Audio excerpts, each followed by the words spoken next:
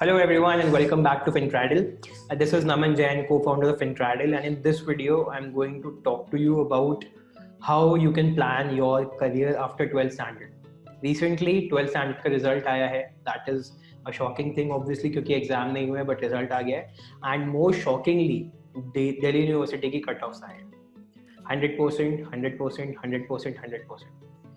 Many colleges have released their cutoff to be 100% and not only for one or two programs but multiple programs. और उससे ज़्यादा shocking बात यह है कि सेकेंड कट ऑफ में there are no available seats. तो ऐसे टाइम में इतना ज़्यादा डिप्रेसिंग चीज़ हो जाती है स्टूडेंट के लिए कि after scoring so well 96%, 97% is such a good score, but even after that they have to compromise on the level of the college they are going to get in a good university. तो ऐसे time में क्या करें, कैसे plan करें? Because honestly I do not believe कि एक बच्चे के 96% आ रहे हैं और एक के 100% आ रहे हैं तो उनमें कोई डिफरेंस है या उनके एफर्ट्स में कोई डिफरेंस रहा होगा. Both of them prepared really well, put their 100% effort into the college and for the exams as well. But एक डिफरेंस जो रह गया होगा, शायद लक या शायद कोई सिली मिस्टेक हो गई होगी. But I honestly do not believe कि 100% लाने वाला स्टूडेंट ज़्यादा बेटर है. बट जिसके आ गए हैं, he is gonna score a better college than that of 96%, and 4% difference is gonna make a very huge difference.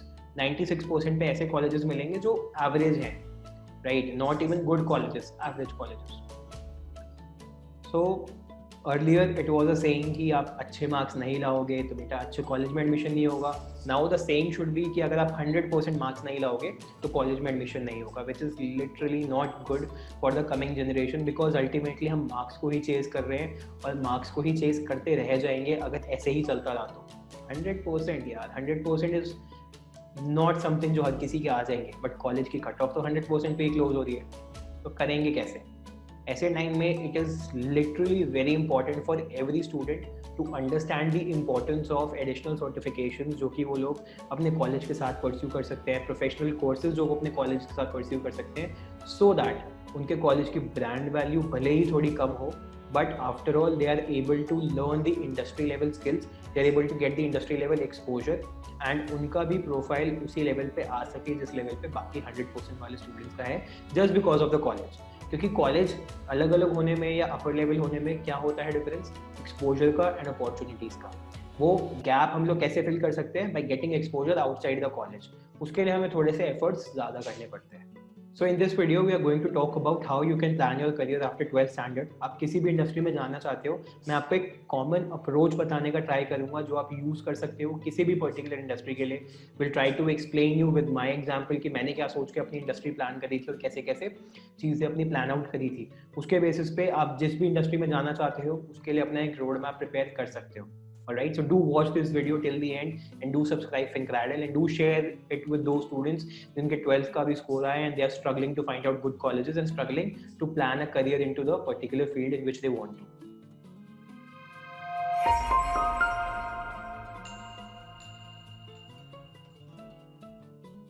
Alright, so generally students क्या करते हैं? सोचते हैं कि मैं ये कोर्स कर लेता हूँ या ऐसे कर लूंगा, वैसे कर लूंगा तो ये हो जाएगा, उसके बाद वो हो जाएगा. मतलब ये करूंगा तो ये एंट्रेंस क्लियर हो जाएगा, ये करूंगा तो ये कॉलेज मिल जाएगा, ये कॉलेज मिल जाएगा तो ये जॉब मिल सकती है, ये जॉब मिल सकती है तो मैं इस इंडस्ट्री में आ सकता हूँ, इस इंडस्ट्री में आ सकता हूँ तो मेरी इतनी सैलरी हो सकती है. Generally most of the students यही करते हैं और एक स्ट्रेट क्रोनोलॉजी को फॉलो करते हैं. This is not the right way. इसके बेसिस पे क्या होता है, आपका जो एंड गोल है वो कभी आपको क्लियर ही नहीं होता कि आप कहाँ जाके सेटल होने वाले हो, कहाँ जाके रुकने वाले हो. And at the end of the day जब आपने इतनी मेहनत कर ली तो आप होंगे कहाँ, where will you stand and whether you will be satisfied there और नॉट. तो एक्चुअली वो चीज़ है जो आप करना चाहते हो या नहीं करना चाहते हो, ये सारी चीज़ों का एनालिसिस हम कर ही नहीं पाते. तो इसीलिए क्या होता है, बहुत सारे लोग ऐसे होते हैं जो मिडवे चीज़ें छोड़ के कुछ और परस्यू करना स्टार्ट कर देते हैं. और उसका मेन रीज़न यही है कि आपको एंड गोल अपना कभी क्लियर नहीं होता और वो प्रोसेस में ही आप अटक जाते हो, क्योंकि फॉलो कर रहे होते हैं भीड़ को और उसी से इन्फ्लुएंस होकर हम भी वो चीज़ें कर लेते हैं. ज़रूरी नहीं है कि हम लोग उस चीज़ के लिए फिट हैं या ज़रूरी नहीं है कि मेरा करियर जो है वो उन्हीं चीज़ के बेसिस पे डेवलप होगा. हमें अपने हिसाब से एनालाइज करना होता है. So what I suggest to everyone is to follow the reverse chronology. आपको क्रोनोलॉजी सही तरीके से समझनी है and reverse chronology is the right step. आपको पहले ये डिसाइड करना है कि where do you want to see when you are about to settle, where do you want to see when you are getting good package. कहाँ पे आप खुद को देखना चाहते हो जहाँ आप सेटल होना चाहते हो.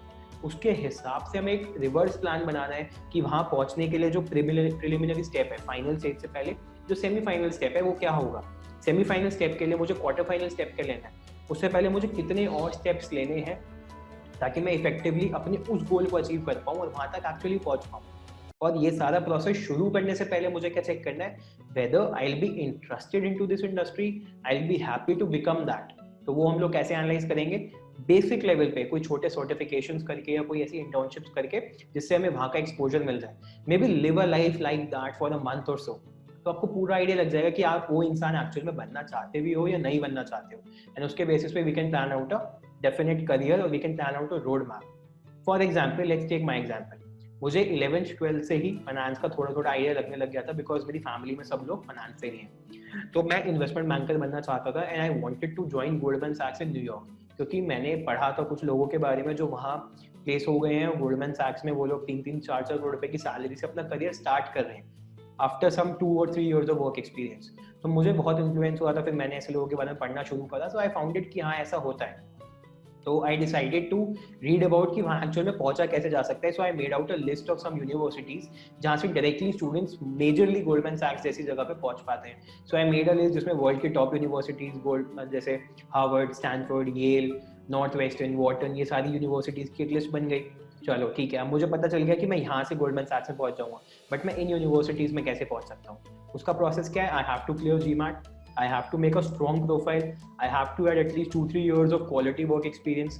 Quality work experience मुझे कैसे मिलेगा और quality work experience कैसा होना चाहिए। Obviously अगर मुझे MBA फाइनेंस और इन्वेस्टमेंट बैंकिंग में जाना है तो वो वर्क एक्सपीरियंस भी रिलेटेड टू द फाइनेंस होना चाहिए, वो work experience core finance profile में होना चाहिए। वो कैसे मिलेगा, वो तब मिलेगा जब मेरी ग्रेजुएशन फाइनेंस रिलेटेड होगी, जब उसके साथ मेरे पास फाइनेंशियल स्किल्स होंगे जो मैं परस्यू कर पाऊंगा और उसके बेसिस पे एक फाइनेंस प्रोफाइल में जॉब ले पाऊंगा। सो सॉर्टेड हो गया ग्रेजुएशन तक कि मुझे फाइनेंस फील्ड में ग्रेजुएशन करनी है और उसके साथ साथ फाइनेंशियल कोर्सेज और स्किल डेवलपमेंट करनी है। ठीक है, तो फिर उसके बारे में सर्च स्टार्ट करी कि कौन से courses, settle down with B Com honours and alongside that I started with NCFM। FRM भी पता चल चुका था, CFA भी पता चल चुका था थोड़ी सी रिसर्च के बाद कि FRM में 12th के बाद कर सकता हूँ, CFA में फाइनल ईयर में शुरू कर सकता हूँ। इनके बेसिस पे I can enter into a core finance profile अच्छी कंपनीज में, वो एक्सपीरियंस मेरे को आगे ले जाएगा। But to analyze myself on the very basic level, I started with NCFM only. मुझे पता था मुझे इसी इंडस्ट्री में जाना है, I was very much sure, and मेरे को FRM की फीस देने में भी मेरी फैमिली साइड से कोई प्रॉब्लम नहीं थी कि इट इज़ एक्सपेंसिव या ऐसा कुछ, पहले ट्राई कर लो, that was not the concern. But I still did NCFM, क्योंकि फिर भी एक माइंड में डाउट अगर रह जाता या बाद में होता तो वो पहले ही क्लियर हो जाए। So I did a NCFM program of 2 months. I cleared 3 NCFM modules of derivatives, and on the basis of that, I knew कि मैंने already FRM का कुछ कंटेंट पढ़ लिया है, CFA का कुछ कंटेंट पढ़ लिया है, आइडिया लग गया कि हाँ that is set thing, this is something I can pursue. Then I started with FRM. Second year के एंड तक FRM खत्म किया, फाइनल ईयर में CFA स्टार्ट कर दिया, राइट। सो ऐसे एक करियर प्लान हुआ, the reverse chronology. I decided where I want to land up, वहाँ लैंड अप करने के लिए कौन सी फ्लाइट लेनी है, कहाँ से एयरपोर्ट पकड़ना है, वो टैक्सी कौन सी वहाँ लेके जाएगी, और मेरा बिगिनिंग पॉइंट क्या होना चाहिए। ये सारी चीज़ें सही तरीके से एनालाइज करने के बाद आपका एक रोड मैप बनता है। This is the right strategy, right process. उसके अलावा आप कोई भी प्रोसेस करते हो तो कहीं ना कहीं आपको हर्डल्स फेस करने पड़ेंगे। फॉर एग्जाम्पल, अभी थोड़े दिन पहले मुझे एक स्टूडेंट का फोन आता है, ही वॉज telling me कि he is in the second year of his graduation, he is pursuing BA in history honors, and he told me कि उसको stock markets में बहुत ज़्यादा interest है and he want to make a career into the stock markets. And first thought that came to my mind is कि why you pursued history honors when you wanted to make a career into the field of stock markets, क्योंकि history तो कहीं से भी stock market से related नहीं है। आप BCom कर लेते, BBA कर लेते, इकोनॉमिक्स पढ़ लेते, मैथ्स पढ़ लेते, स्टैटिस्टिक्स पढ़ लेते, एक टाइम को इंग्लिश भी पढ़ लेते, क्योंकि इंग्लिश में भी आपकी पर्सनालिटी बहुत ग्रो हो जाती। बट हिस्ट्री, क्योंकि जिस टाइम की हिस्ट्री पढ़ाई जाती है उस टाइम पे तो स्टॉक मार्केट्स होते ही नहीं थे।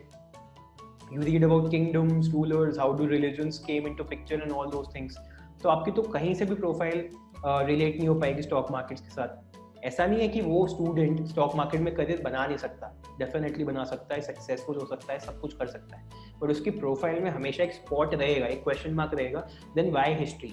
पहले ही डिसाइडेड होता कि स्टॉक मार्केट में करियर बनाना है तो उसी के अकॉर्डिंग ग्रेजुएशन परस्यू कर लेते, और जो सेकेंड ईयर में वो आ चुका है, पहले के 1.5 साल में बहुत सारे सर्टिफिकेशंस कर सकता था, बहुत सारी स्किल सीख सकता था। तो यही एक प्रॉब्लम होती है, वो हिस्ट्री से डाइवर्ट करेगा, ज़बरदस्ती अपनी ग्रेजुएशन हिस्ट्री में कंप्लीट करेगा और उसके साथ साथ स्टॉक मार्केट के कोर्सेज परस्यू करेगा, राइट? तो अगर पहले से ही एनालाइज कर लेते तो एक एक स्टेप सही हो जाता ना हमारा। गलत कभी भी कुछ नहीं होता। I am not saying that process is wrong या उसकी लाइफ खराब हो गई है, ऐसा कुछ। एनी पॉइंट ऑफ टाइम पे आप स्टार्ट करके कुछ भी चेंज कर सकते हो, बट स्टिल एक सही प्रोसेस होता है।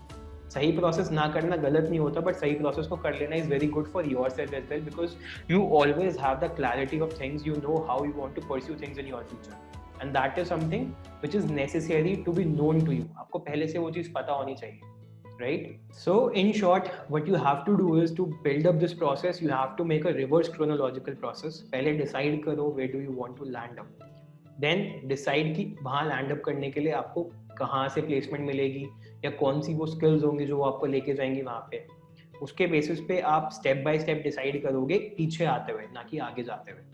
आपको क्लैरिटी हमेशा होनी चाहिए कि आपको कहाँ पहुँचना है, आपका नेक्स्ट स्टेप क्या है। आप ये नहीं सोच सकते कि मैं पहले ये कर लेता हूँ उसके बाद देखूंगा कि कहाँ जॉब मिलेगी।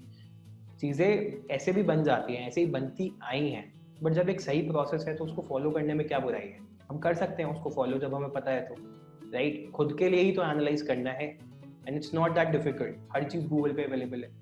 There are hundreds of thousands of people who are there to help you out in developing this process and help you out to select proper things which will create the proper ways of your roadmap. तो कुछ नहीं करना है, reverse chronology बनानी है and खुद को एक स्टेप देना है सारा प्रोसेस बनाने के बाद। That is a preliminary screening, जहाँ आप टेस्ट करोगे कि whether you want to be into this industry और नॉट, आप वही बनना चाहते हो जो आपने सोचा है या नहीं। अगर नहीं तो कुछ और ट्राई करो with the same process, instead of ending up at some confusion या 2 साल 3 साल बाद छोड़ने से अच्छा है कि पहले ही एनालाइज करके छोड़ दो। मेक अप योर माइंड, जबरदस्ती कुछ मत करो, क्योंकि आगे जाके वो चीज़ प्रॉब्लमेटिक हो ही जाती है। और सबको आपने देखा ही होगा अपने आसपास भी, बहुत सारे लोग कितनी सारी चीज़ें छोड़ देते हैं। फॉर एग्जाम्पल सीए बहुत लोग छोड़ देते हैं क्योंकि उनका पैशन नहीं होता CA. They just do CA because उनको कॉमर्स के बाद सीए ही पता है, सीए ही अवेलेबल है और सब सीए ही कर रहे हैं, इसलिए उनको भी सीए करना है, right? This thing might be harsh on you, but this is a true fact and that is something you need to realise at the very basic level कि सबको सीए नहीं करना होता है और भी चीज़ें करने के लिए। सिमिलरली आईआईटी नहीं करना होता है और भी चीज़ें करने के लिए। So think about yourself and plan accordingly. In fact ये चीज़ आप 10th में भी कर सकते हो if you want to be very sure कि स्ट्रीम भी आपके सपोर्ट में हो। बट 10th में you are quite young to analyse things, इसलिए आप 12th में भी करोगे तो भी इट्स वेरी मच ओके, क्योंकि आप किसी भी स्ट्रीम से हो वो उतना ज़्यादा मैटर नहीं करता। बट उसके बाद स्कूल से बाहर आने के बाद चीज़ें आपको खुद से ढूंढनी पड़ती है। स्कूल में सारी चीज़ें आपको स्कूल दे देता है, बाहर जाने के बाद चीज़ें आपको खुद से ढूंढनी है, खुद से अरेंज करनी है। तो एटलीस्ट वहाँ बहुत स्मार्टली चीज़ें करो, that is the most important thing, right? So that was all for the today's video. Please share it with those who you feel is stuck at some point of time. This might help them and this might help you as well. So do watch this video and stay tuned with FinTraddle. Thanks for watching.